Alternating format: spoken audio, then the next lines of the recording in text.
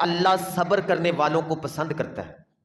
فرمایا واللہ یحب الصابرین، اللہ صبر کرنے والے بندے کو پسند کرتا ہے۔ صبر کہتے کسے ہیں؟ صبر کہتے ہیں کسی مصیبت کے اوپر، کسی پریشانی کے اوپر، کسی بیماری کے اوپر وویلا کرنے سے رکنا، رک جانا، یہ صبر کا معنی ہے، رک جانا۔ بیماری آئی، ٹھیک ہے، اس کا علاج بھی کروائیں، دوائی بھی لیں، لیکن ہر کسی کو جا کے بتانا، اپنی بیماری بتانا، ہر کسی کے سامنے جا کے اپنی بیماری کا ذکر کرنا، یہ صبر نہیں ہے۔